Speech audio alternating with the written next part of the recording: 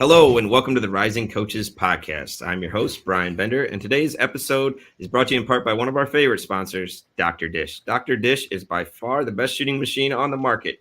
And if you want a discount off a new machine, be sure to mention Rising Coaches to save up to $300. For more information, visit drdishbasketball.com or visit one of their social media platforms at Dr. Dish B-Ball.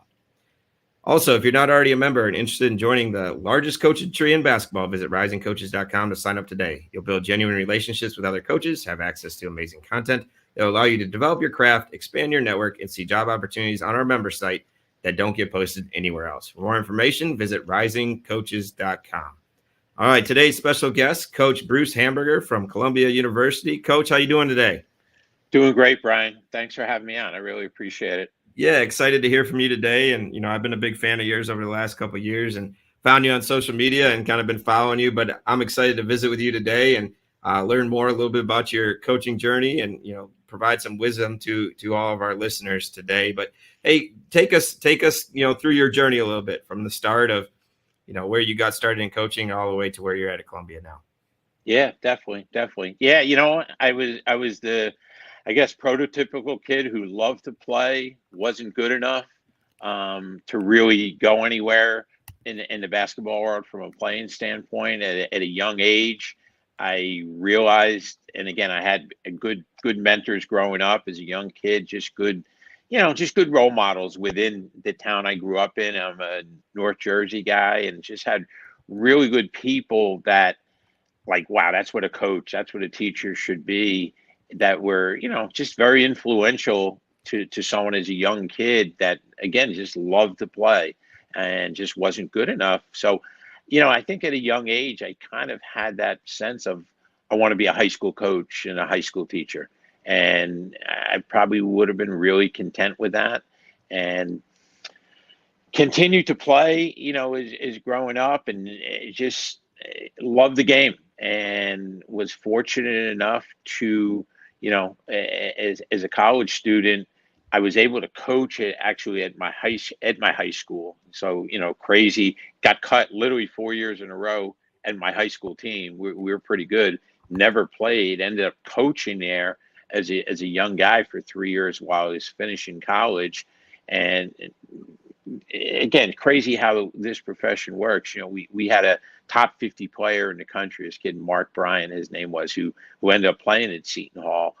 Recruiting was different back then. There were literally no restrictions. So, the guys who wanted him, they were there every game. And, people, plane tickets were cheap. You could fly in, fly out. You could literally get to the airport. We were 20 minutes from Newark Airport. You could get to the airport 45 minutes before the game and be seated at our game at 7 o'clock on a Tuesday or a Friday night. So I just had such access to college coaches from all over the country. And to be truthful, the guy that I worked for, the head coach, didn't really want to be involved in the recruiting process. So everyone went through me, and I kind of filtered all the recruitment through Mark's family and with the college coaches. So, I was literally a 21, 22-year-old kid meeting, you name it, in the country, top 50 programs. I mean, he probably had 75, 80 offers. So it was just a constant stream of communication, phone calls, and just people in our gym. And as I was finishing my college degree, I was kind of, it just struck me one day, like who wants to teach? I want to be a college coach. I want to be able to fly around the country and go see this kid and develop a relationship with the kid and the family and the high school coach and the AAU guy. And just, it just really, literally just jumped out to me one day of like, yeah, I don't want to be a teacher. I want to be a college coach. And I was fortunate enough through connections and just people I knew in New Jersey to be able to land a graduate assistant in a Division III school. Back then it was Trenton State College. Now it's the College in New Jersey, which is one of the better D3 conferences, the New Jersey Athletic Conference in the country. So for 2 years, I was able to be a graduate assistant at D3 level. And again, I know everyone wants to get their first job and, be the associate head coach sitting on the bench in the Sweet 16.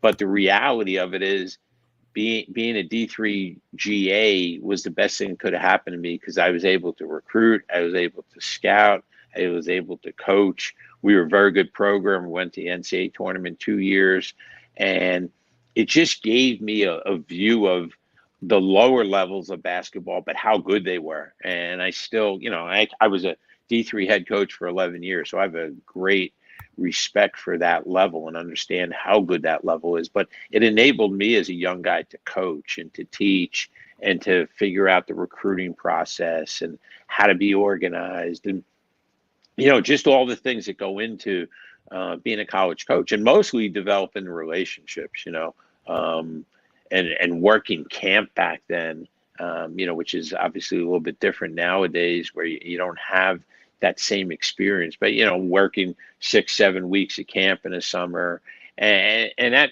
led me to my next job. But I was able to, well, not even able. I called up the guys at Seton Hall, who I knew. Obviously, Mark Bryant went there. I called up PJ Carlesimo, the head coach, who obviously I had developed a good relationship with in the recruiting process. There was a local D1 job in Trenton, Rider University, which was right down the road from where I was working at. And basically, like, PJ, I'm going to use you as a reference, if that's okay. Any help you could do, if the guy calls you, any good word, blah, blah, blah. He's like, you know what? He told me he was going to call me. He said, I was going to reach out to you. I have a GA spot. Would you be interested? I grew up 5 minutes from Seton Hall, literally. I used to sneak in the gym as a young kid when Bill Raftery was the coach, and go play ball when I was 13, 14 years old. It was literally a 5-7 minute walk. So I was like, it's a no brainer. Like, sign me up. I'm ready. And, was able to do that for a couple of years as a GA, and then it led into staying on staff for 7 more years, and various, again, back then there was the whole restricted earnings spot and the volunteer assistant, but I was able to stay on staff there. And again, I was 27, 28 years old, sitting on the bench in a national championship against Michigan in 1989. And, it's a crazy, as you well know, just a crazy business that takes on a lot of different paths. But, to me, it all comes back to connections and relationships, and hopefully doing things the right way. That because, again, as a 20-year-old guy coaching a JV team and being a varsity assistant at Columbia High School, PJ saw something in me that years later when he had a spot. And I'm glad it happened that way. I didn't go there with Mark Bryant. I wasn't I coached Mark, but I didn't get a job there because of Mark. Mark was already a very established player at Seton Hall. So it was just something that PJ saw in me, hopefully how I conducted myself as a young guy, where he felt, what, I can have that guy help us on the staff. And then it just proceeded to other things. I was able to get a Division III head coaching job, where I went to school, actually, Kane University, New Jersey, for 11 years, and had a great run there. And, from there went to other, coaching WNBA for 2 years, was a D2 assistant, New Jersey. I guess the crazy thing with me is I've never had to leave the New York, New Jersey area in my coaching career. So it's went from the WNBA to St. Peter's University, which, in the Sweet 16 now. And obviously, everyone has found out about St. Peter's. I was there for 3 years. My first year there, we were fortunate enough to go to the tournament, and went from there to Fairleigh Dickinson University in New Jersey for 9 years. And, didn't have my contract renewed there last year, and really felt, that I was probably going to be the first year out of coaching. Couldn't find a job, just, was involved with a million different things, and for a lot of different reasons, none of them worked out. And late in the summer was able to land a spot on Columbia staff, and, very fortunate, very thankful that happened. And, that's kind of where we are right now, 30 some odd years later, and, still haven't worked a day in my life, as probably many days you think that way too. It's like we're coaching, we're very fortunate to do what we do, and just really thankful. It's been, a great ride that I'm still wake up and say, yeah, what, I get to go coach in the morning, every morning, and really thankful for what I'm still doing. Yeah, your journey, quite the journey for sure, and it's very, very unique that you've been able to stay in one area or one, city for as long as you have, and that's, a tribute to you and your personality and what you've been able to do. But there's a couple of things that you mentioned I think we should highlight. The first one is, you talked about the GA level or your first job in coaching, and a lot of people kind of get in that mindset, even players, like, hey, it's D1 or bust, or it's I want to be at the highest level, at the make the most money, do these different types of things. And what I'd say through my experiences is, yes, I was at the University of Minnesota and it was great, and I learned a ton there. I'm very grateful for my experiences there. But where I learned the most in terms of my reps and my voice and coaching and understanding how to recruit and understand how to do more with less, was when I was at the junior college level as a part-time assistant. And for me, like, same type of thing. I was fortunate. I was on a team that had 12 Division I players on it, but you got to meet a lot of different people at those levels where you're getting recruited, but also get to recruit, and getting those repetitions, I think, are always important, especially as people are getting out of school and doing different things, or, your first job. If you want to coach, you have to coach. And at some point, whether it's high school, whether it's AAU, whether it's at, small college, junior college, Division I, Division II, there's all great levels, but what you get to do at different places, especially with what you're talking about, the restrictions and how rules have changed and who's allowed to do what, and on the floor and on the, on the road. But I think those things are really important, that we don't get caught up in levels when we're looking at the next job, or, get caught up in the hype of what it is and playing on TV. Of course, that's everybody's dream. Everyone wants to be, the next Coach Yeah. K and different things. But, for being realistic and being where you're at and being where, 2 feet in, I think is extremely important. And that's something that you've obviously done to continue to grow, to be a head coach, to be at multiple different levels. That's awesome. Definitely awesome. Tell us a little bit about the WNBA experience. So you had been in college for a long time, and Division III, Division I.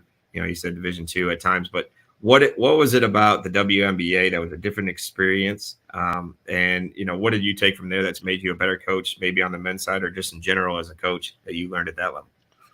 Yeah, it was a terrific experience. Now I was fortunate enough to work for the New York Liberty, right in New York City where I live. So again, as a young kid who was a Knick fan, I can't tell you how cool just to be at the Garden every night. When we played home games, and I still tell people, one of the best things about it, like if we had a 7 o'clock game, the players would start coming in for workouts about 4:30, 4:45, and literally at 4 o'clock I would go out.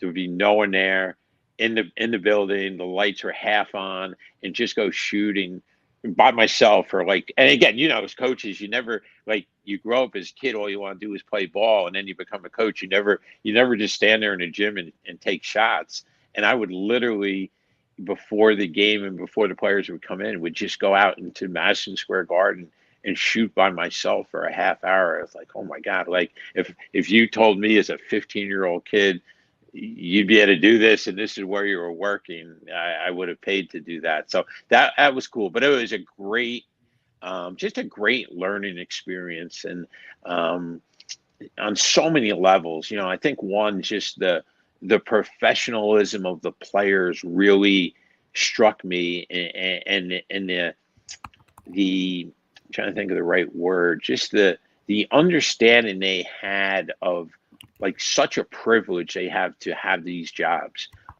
Where I think at times, at the college level, guys and the women, they kind of take for granted, like, what they get and what they have, and all that come, they're getting a free education, and just everything that goes into being a college athlete.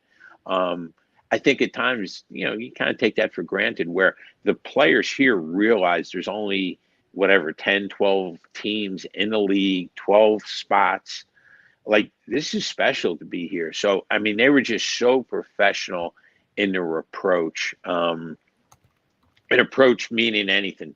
They're rehab, they're watching video, they're taking care of their bodies, their rest, their skill workouts, their individual workouts. So, I think it really struck me of just, again, the level of professionalism. I think one of the great things it gave me, and again, I was coming off right from being a head coach, basically. I had worked 1 year at a D2 school, but I had been a head coach for 11 years. And as a head coach, you get not distracted is not the right word, but you get just torn in so many different levels that you kind of lose what got you into coaching. And again, to me as a young guy, it was being in gym with players and rebounding for a guy and talking to a guy when he wasn't playing well and keeping his head in the right spot. Those were, I think, and especially as a young coach, where you have such a probably a closer relationship just from an age standpoint with your players when you're starting out, that you can just have a different type of relationship with them. Then you become a head coach, and you definitely, you take a couple steps away from that relationship. You're the guy determining playing time. You're taking a kid out of a game. You're not running a set for him. So there's definitely like that line gets a little bit wider between it's just a different relationship as a head coach. Um, Coaching in WNBA for 2 years really got me back to being in a gym with players, and the kid who wasn't playing, who would come in a half hour early and get skill workout, and before the game, knowing that they weren't going to play, they were on quote unquote the injured list. So they would come in before the players got on the court, get another skill workout in, and then keeping them motivated, talking to them, texting with them. Just so I think that's really one of the biggest takeaways that I got from that. The other one I think as a college coach, and as college coaches, we probably don't, and I'm really generalizing, but we probably don't use our time as wisely, and we do a lot of things at times in practice that we saw a drill, we love it, but if you really look at it, like, why are we doing this? Like this skill is never occurring in a game. It's not really happening, but I like the drill, or my coach did it, or this is how we've always done things. But I think in the WNBA, you're getting training camp started, and in a week you're playing. So like, you can't have wasted time in practice. And a lot of these, you may not have your whole squad.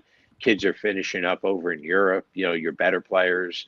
So like, you have to just be so efficient with your time and get things in quickly, and using the 5-0 reps properly to get the teaching and just getting stuff ingrained. So, because you're playing in a week. So, I think that was a big takeaway for me. And I always look at that where I'm coaching now. And again, I haven't been a head coach since then. So, if I'm fortunate enough to ever get a head coaching job again, I think I would do things much differently. But I'm always looking to just kind of evaluate, like, why are we doing it? And not in a negative way, but just like, what is the purpose? Can we be using our time wise again? And I think, again, that's one of my biggest takeaways of just using time wisely, being efficient. It's a long season when we're on the court. Are we being precise with our time? So, those were some of the good takeaways I had. But I loved it. It was a great, and again, I don't get the coaches who don't watch women's basketball. That really, to me, astounds me, because the level of women's basketball is so high now, and so good. And I think the other takeaway I will say, not to keep answering your question long, but you watched women, the high level women's games, like, you can really see how people run their stuff and run their sets, because they don't break out of it as much as men do. Men see a sliver, and again, I'm generalizing, but they see a sliver of space, and it's like, all right, that plays over. I'm trying to create a shot. Where I think the women are just so precise running stuff, and the efficiency of what they're trying to accomplish. So I think that was also a big takeaway of just the ability to stay within an offense and reading things and getting stuff done properly from an offensive point of view. Yeah, that's really, really practical. And I totally relate to you talking about, as a head coach, how the relationship changes. And I think, like, especially as an assistant or as a GA or any type of thing where you can provide value. Obviously, working out players is a big part of player development, and but I think it's like the easiest way or the best way to create a relationship with players is that sweat equity. Yep. Being with them in a spot where they're working hard, you're working hard side by side with them, fighting through adversity with them. With there's some adversity or pressure, but there's no pressure. Like it's like you said, when you're the head coach and you're making those hard decisions every single day, you can't be the guy that yells at them and also gives them a hug at the same time. And that's a major adjustment that I struggled with, especially my first year as a head coach when I actually recruited majority of my team as a primary assistant recruiter. And so, like when I became the head coach, it was like literally I had the best relationship with the kids. The guy that was yelling at them, screaming them, trying to make them better, and it was a tough adjustment. Yep. I do feel like college coaches waste a lot of time. I think that's something that we don't study the game as well as what they're doing at the NBA or the WNBA level, where they're very practical with what they're doing. Yep.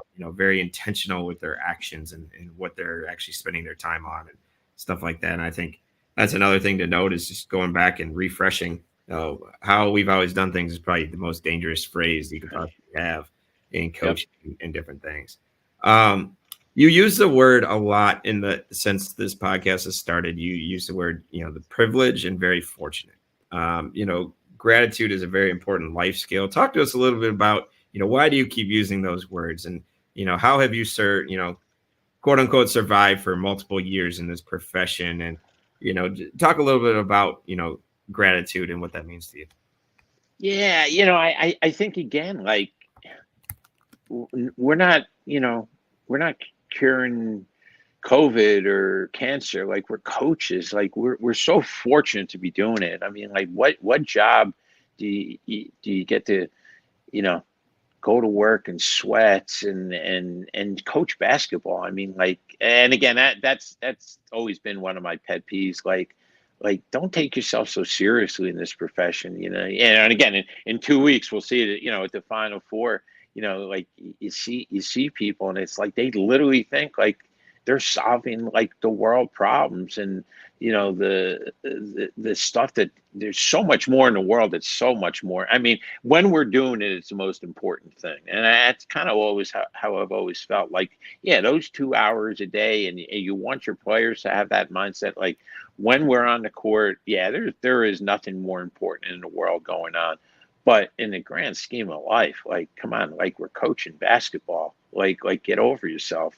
Don't take yourself so seriously. Again, in the moment, it's real serious. But so I don't know. I've just always had that. And again, part of it is who you work with and who you work for. Like you said, you work for Tubby Smith. I mean, there's not a better guy. And he was one of the guys I first met him. He was at VCU actually with Kevin Eastman. They were the two assistants trying to recruit my guy Mark Bryan in high school, and that's where I first. So, like, think about that as a 20-year-old guy. Like, those are two of the first people that you really come in contact with.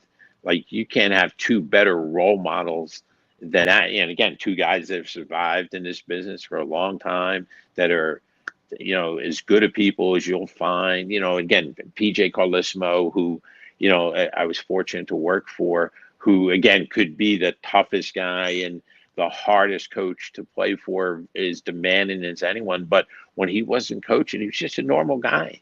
And I don't know, I've just tried to kind of have that mindset, like just be a good person and be thankful for what you do, and hopefully, be a good role model for your players. Because again, I just hope as coaches, and obviously, your community is a lot of young coaches who are just starting, obviously rising coaches, as the name says. But, like players remember what you say to them.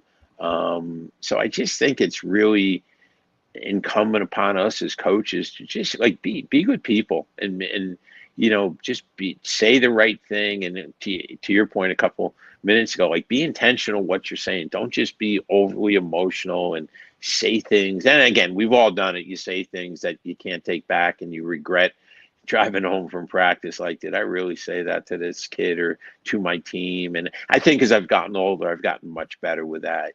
I've really tried to just take the emotion out of it. And you know what? The kid's not missing a shot on purpose. Now, again, the kid's not going to class, if the kid's late, the kid's not paying attention. You know, I guess the biggest thing now to me that really gets me is like with the scattering reports. You know, like we have with technology, like we're giving you the diagrams, we're giving you video, like that. That's kind of the thing now that sets me off, because yeah, you're not paying attention. But in the grand scheme of things, like we're just coaching basketball. So like, just, I don't know, as a coach, just be a good guy and just, again, coach someone the way you'd want them to coach you, or more importantly, probably how you want them to coach your kids. I mean, that kind of always cracks me up, like when you see guys with sometimes, and I think coaches' behavior has gotten much better.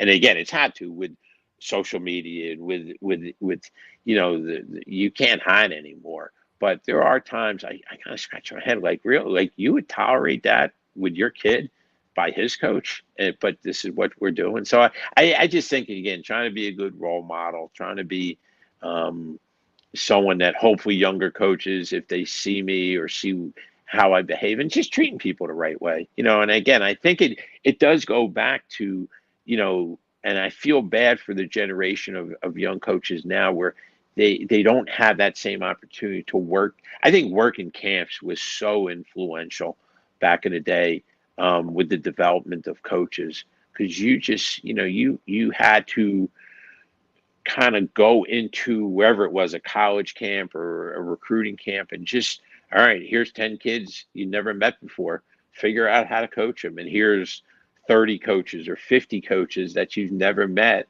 All right, you're doing stations with this guy and you're reffing with that guy. And, you know, at the end of the night, when the kids are finally put to bed and bed checks over, okay, you're sitting in a room, you know, maybe in a basement of a dorm with a grease board and, you know, pizzas and sodas and beers, and talking basketball for 2 more hours after a long day, and just trying to figure out how to coexist with people. And that is something I wish the young generation of coaches was able to be exposed to that, because, you know, it just gave you such a you just touched on so many areas, you know, like, all right, you're sitting there, all of a sudden you got the eraser in your hand or the piece of chalk, and someone's asking you, all right, well, what do you guys do? And now you got to, as a young coach, in front, you know, kind of get the attention of 40, 50 coaches, you know, who are eating pizza and everyone's telling their war stories. But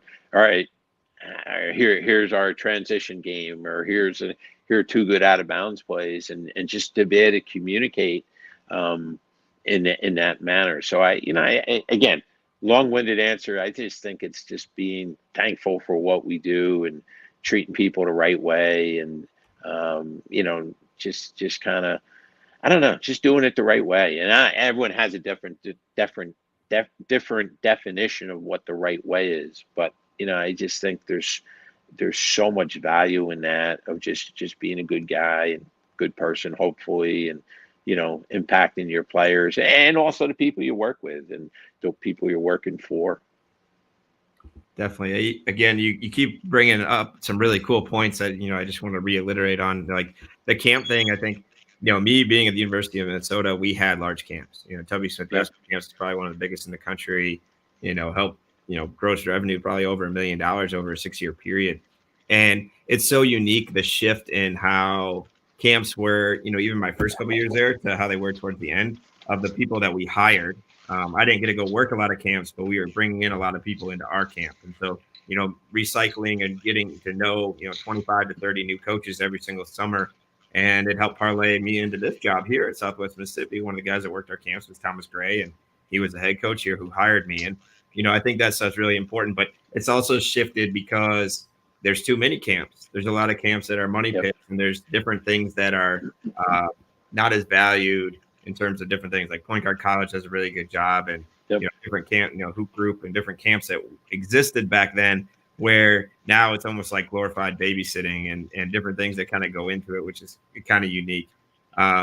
You mentioned something about, you know, technology and scouting report and focus. And I think focus is an extremely important thing to sometimes miss with our players and with technology. It kind of works in your advantage, but also could be a disadvantage. So trying to challenge guys to be more focused and being present where their feet are, I think is extremely important life skill to go along with it. You being a guy who's kind of that started, deck to deck VHS all the way to now computer system and things, how have you stayed up with technology? And like I said at the beginning, like I'm a big social media guy, and how I was attracted to you in the first place was your ability to give materials online and utilize social media. So talk a little bit about how you've utilized social media to grow, to learn, to keep getting better, and then sharing that with other people. Yeah. No, I appreciate your comments on that, because I do think it's something that I've been, again, very intentional and focused on, as I've gotten older in the coaching profession. I never wanted to be that guy, and we all see him, especially in the summer recruiting, who couldn't figure out how to use his phone and get an email and send a text. You see it all the time with the quote unquote older assistant with his young guy there showing him how to use his phone. And I never wanted to be that guy. So I've just been very conscious. Again, I'm not perfect with it. I can do a lot better, but I've always just been just very aware. Like, what are the trends? What's the next thing? Know how to on my laptop use Synergy, use I and again, and I'll be the first to admit, for a couple of years I wasn't good with editing, because we had guys on our staff, and I kind of just did it my way, and I'd hand them two sheets of paper. Hey, here are the clips I want for this scout. But I figured out how to do it myself, because I got to be kind of self-dependent and rely on myself. And but yeah, I just think it's there's so much at our fingertips that if we don't take advantage of. And again, I think that's, to me, as a young coach, like, you got to be really high level functioning in all these areas: social media, editing, video work, recruiting databases, know what the different databases are. So if you get a job at a new school, you have somewhat of a sense of what they're using. The technology is obviously crazy in today's world, but you can't lose sight still of, it's still about people. It's not about your phone or your iPad or your laptop. It's still about that kid that you're coaching, that maybe has something else going on in his life. And yeah, why, to your point, all right, kids do struggle with focus. Why? Like, what is going on right now that you're not like, this is important stuff we're doing, or practice, or whatever the moment is, the walk through video work, and you're not you're not here totally. Why? So I do think it still goes back to that relationship and the ability to communicate one on one, and not send a kid a text at night, how you doing, but literally talking. And I think the ability to text kind of allows a kid at times, and I've seen it many times, as I'm sure you have, like, they're not telling you that there's something going on, but they are telling you. And if you're smart enough and you have a good enough relationship, you're able to kind of see through that text and know that there's something there, and get one-on-one time with the kid, and talk it through and figure it out. But yeah, I think the ability to get players to focus is one of the more challenging things that we have as coaches in today's world, because again, they're just getting bombarded with so many from so many different areas, be it the social media, be it the people in their ear, from their families, from their friends, from their AAU people. And again, I know everyone says it, but like, if we're not getting our message to them, God knows what message they're hearing. So I think as a coach, it's just a constantly evolving process of speaking to them. And again, from a professional standpoint, of just knowing what is out there and what the trends are. Because yeah, to your point, I mean, when I first started at Seton Hall, I think we were literally the first school in the country that had gotten an editing system. Someone in Pennsylvania that somehow, again, 5 different degrees of separation. Someone I knew this guy, and the guy literally reached out like we're starting an editing system, and it's like, all right, cool. Like, come, guy came in and met with me, and you know, we kind of got it going, and we had some of our student managers and different people in the program who kind of ran it, organized it for us. And yeah, and nowadays, again, you can literally, it's crazy the development. But yeah, it was like you said, deck to deck, and pause it, write down the number. I mean, it's crazy what it used to be. And but yeah, it's it's a constant evolution. But yeah, and I've really grown to enjoy Twitter. I mean, I know there's a lot of things about Twitter that aren't always great, but to me, it's I just want to share things that I read that are meaningful to me, that someone who follows me or sees it maybe hadn't read that article, and maybe it helps that person. And that's kind of what I use Twitter for.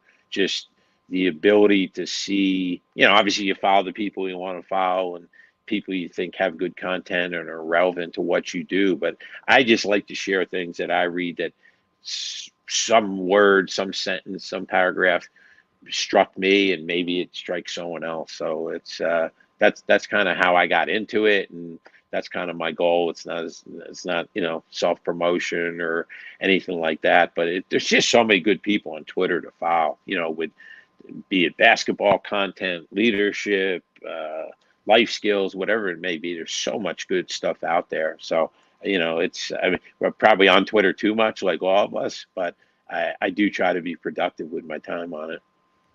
Yeah, it makes a lot of sense. You got to be the fastest learner in the room. You got to keep up and keep it Yep. going and moving forward with it. And how can we find you on social media? Where can we find all these good articles that you're putting out?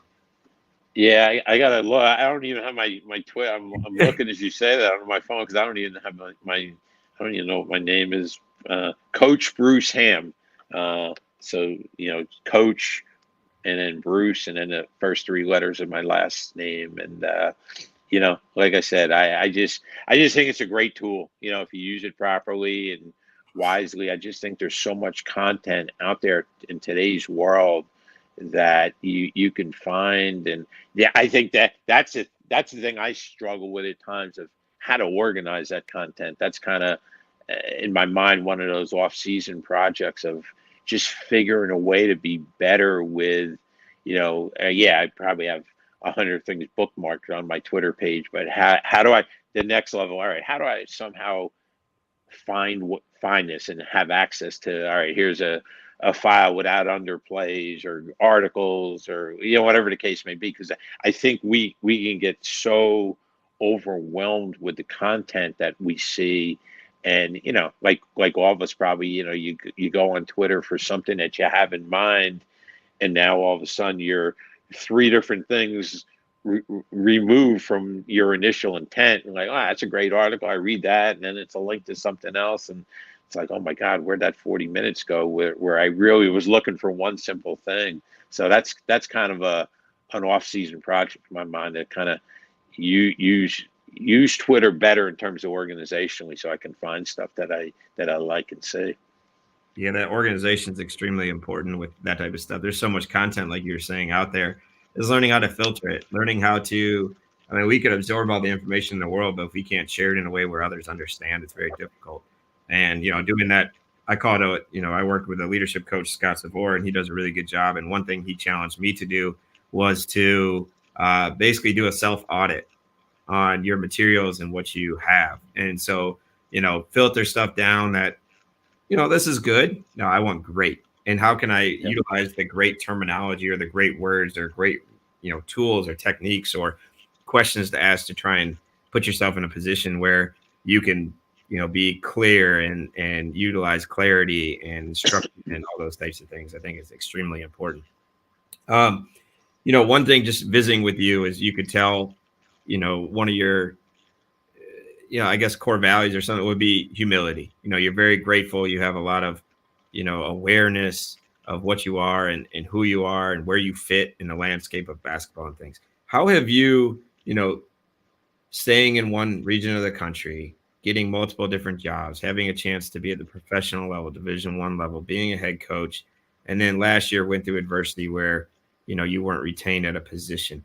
How do you, in this business that's getting more and more competitive, more and more quote unquote rotten, how do you stop from becoming bitter and stay getting better and continue to bring your best every single day in this business when it's not always the easiest, even though we are fortunate to be in it? Yeah, that's an awesome question. That might be the best question I've ever been asked on podcasts I've done. That's a terrific question. Wow. Yeah,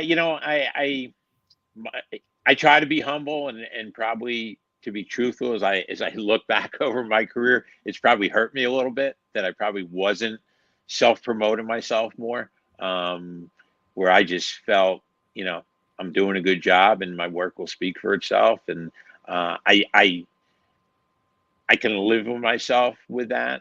But, in retrospect, I probably should have been more self-promoting and telling people what a great coach I was. And I always felt, the work would speak for itself and other people would say that, which they have. And I think the work has spoken for itself.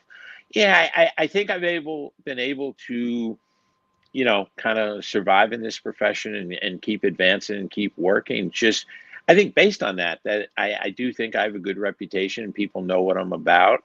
I've always just, again, tried to treat people the right way. And, I think if you do that as a young coach and you believe in that and you kind of live that people, I think it comes off. People see that, people know who you are. I think in this profession, there are so many different personalities that you can tell who the good people are in this business, and hopefully that enables you to, not that it enables you to get jobs, but it enables you to work in good situations. I've been fortunate, just I've worked with and for really good people, and hopefully, like all of us, you hope you bring value to that and bring value to the program and to the kids. And yeah, it is that getting more and more difficult. Again, it's I think it's a great profession. I don't know if it's a good business. That's kind of what I've always said to people. And it's getting more and more. It's getting more and more of a business and more difficult. And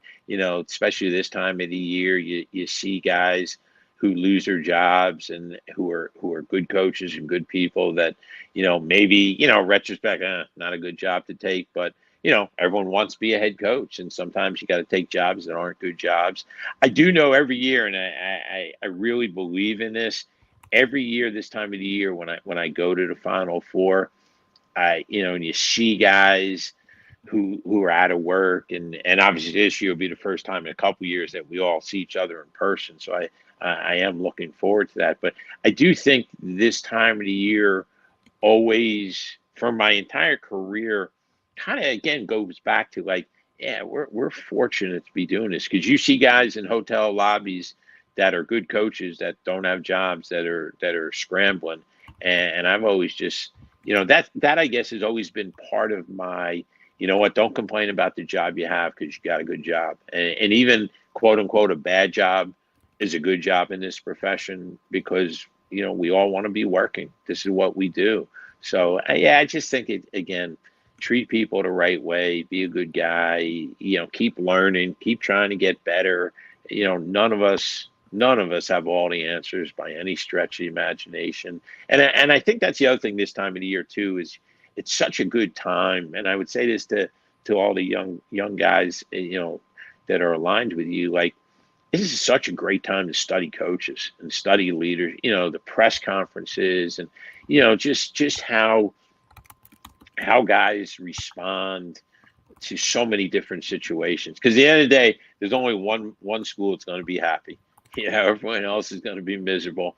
This weekend there's eight schools and players and programs that are after Friday are going to be miserable, and after Sunday there's going to be four that are in heaven and euphoria. But this time of the year really, I think, reveals a lot about coaches, and I just think it's a great time to study coaches and leadership and how they respond, and how in their worst moments how they are, with the other team, with the coach, like, again, I know he's had a rough month, Juwan Howard, but I thought the other day was great with the kid from Tennessee. Just his response, and when he was hugging the kid, and the kid was so upset, and like that was just a real moment. And again, uh, 2 weeks, 3 weeks ago, it was a real moment when he reacted in the Wisconsin game. So I mean, talk about seeing the range of emotions and coaching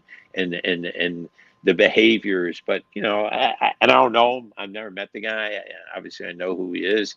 I'd like to think the other day was more who he is.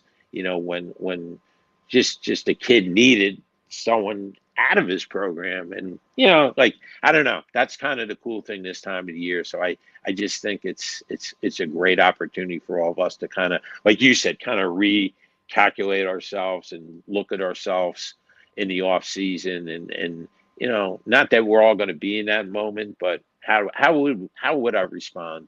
How do I respond to things? When my players need me, or my assistants need me, or my family needs me. We all get torn in so many directions during the season. You kind of lose track of probably the people that are the most important, the ones that are there for you every day supporting you, but you kind of lose track of that as well. So it's kind of a cool time of year as a coach, and I think just a great opportunity to learn and just observe. And that's always been something I've tried to really do, is to be an observer. And I don't need to be the loudest guy in the room, and I don't need to be the guy talking all the time. I think the guys talking all the time are probably not learning as much as the people who are sitting there being quiet and listening. Yeah, that's go back to the two ears, one mouth. But I think perspective. What to wrap up what you just said is so important of where we are in the landscape and what you see and what you want to do you want to live a life that you want repeated and replicated and recorded, and in this day and age we're basically always being recorded and watched, Yep.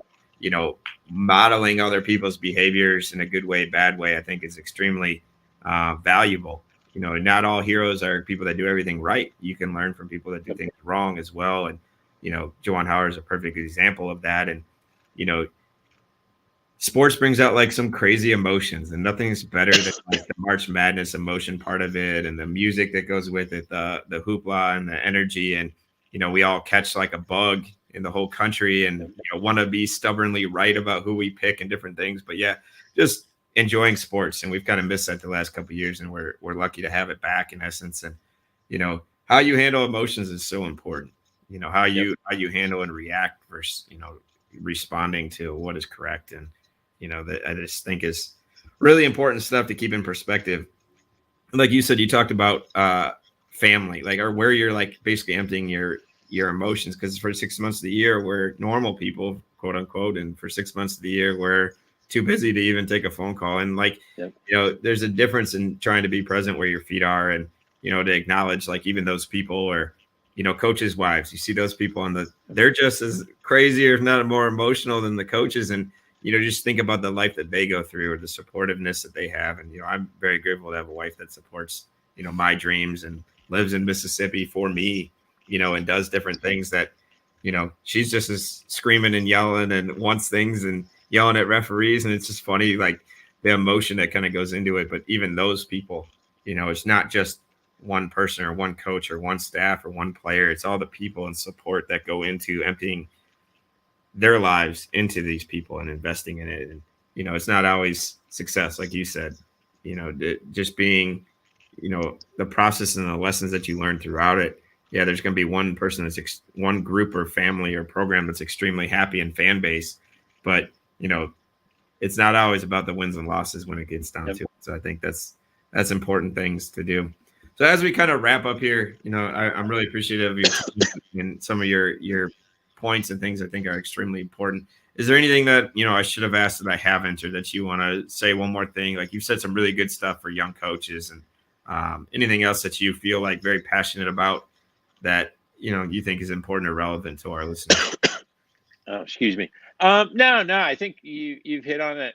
Things that I would want to talk about. Yeah, I mean, obviously, I would say to people, if you listen and don't hesitate to contact me, via social media, or to reach out if I could ever be of advice to anyone or give advice. Because again, as a young guy, I was fortunate just to have really good people in this profession to look up to. So I think all of us as coaches, we, you know, as competitive as this business is, we got to be there for each other and help each other out. And again, I think what you guys do is terrific. I mean, I know if I had access to something like this, I'm sure you feel the same as a young guy growing up in this business.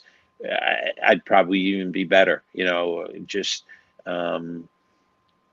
what you provide to people. I think it's just a platform of learning. And again, if some young guy listens to this and takes something from what I'm saying, 1 point, then great. Then hopefully I've helped someone. But yeah, I just think it's we just have to again keep perspective as coaches of really like why we do, and that's and again, I know everyone says that on different podcasts and articles, like what's your why, but like that's a great question for guys to figure out, like why are you doing this? Like, because again, if you want to be whoever, the next Jay Wright, the next Bill Self, the odds are it ain't happening. Like you're not gonna like yes, there's some 25-year-old kid who will be the next Jay Wright or Bill Self or Tom Izzo, Coach K, whoever. But the reality of it is, like, most of us aren't doing that. So, like, why are we doing this?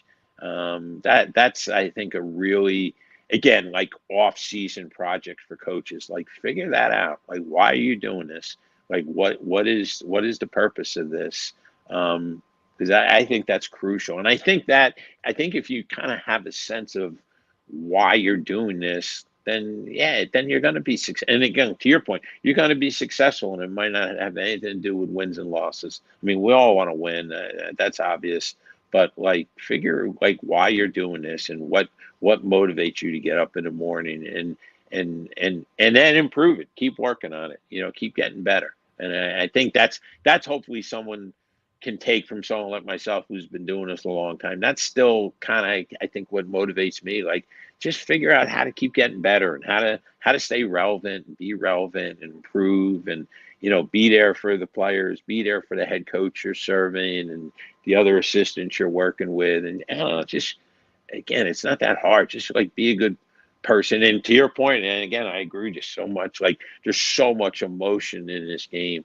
But when there's not that moment of emotion, because you think about that, we're all doing this. We play 30 games a year. Like, we do all this stuff. And that's how I always say it to the players, like, you do all this work for 30 times a year. Like, how can't you not be ready to play when there's only 30 opportunities or whatever, 31 opportunities? So same as a coach, like we do all this for 30 games, but we're doing everything else. I mean, whatever it is, 300 and something days a year that we're not having a game.